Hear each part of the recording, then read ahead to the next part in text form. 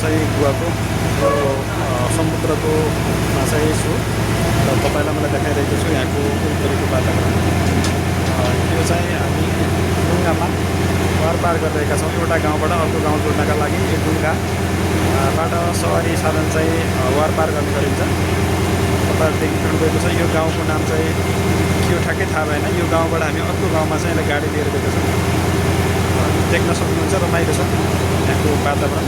गोवा भन्ने बित्तिकै तपाईँहरूलाई याद नै छ अब यहाँको पर्यटन, यहाँको विकास, यहाँको आर्थिक समृद्धिदेखि लिएर हरेक कुरा चाहिँ तपाईँहरूले बुझि नै सक्नुभएको छ।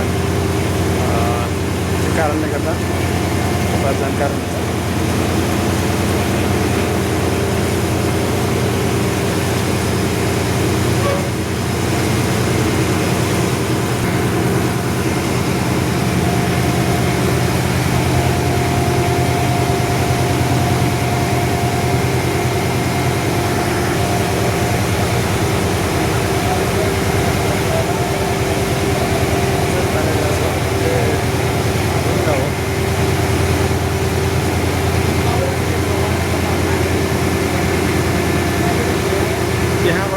एउटा बस्तीबाट अर्को बस्तीमा चाहिँ गाडीहरू समेत पार गरिन्छ। यदि गाडीहरू देख्न सक्नुहुन्छ, मान्छेहरू देख्न सक्नुहुन्छ तपाईँहरू।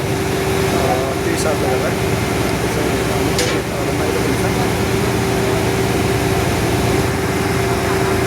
यो विशेष गरी सरकारलाई कुनै भाडा चाहिँ पार गर्नको लागि कुनै भाडा चाहिँ रहेनछ। एकदम निःशुल्क रूपमा चाहिँ सञ्चालन गर्नु हुन्छ। 5-5, 10-10 मिनटमा चाहिँ गाडीहरू मानिसहरू पार गर्नको लागि चाहिँ यी डुङ्गाहरू सञ्चालन गरेको पाएका छौँ हामीले। तपाईँहरू देखिरहनु भएको छ। हामी डुङ्गाभित्र छौँ र यहाँ चाहिँ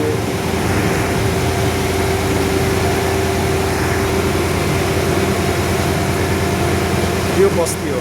यो बस्तीका मान्छेहरू डुङ्गाबाट पार गरेर पार गर्ने गर्दछ। एउटा बस्ती हो। यो बस्तीको नाम के छ?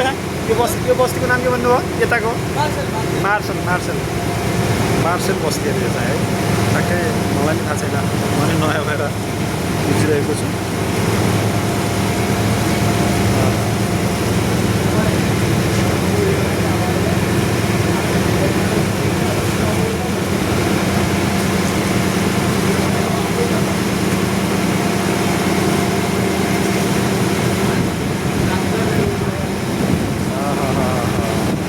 पानीको भाव कसरी खन्दा छ।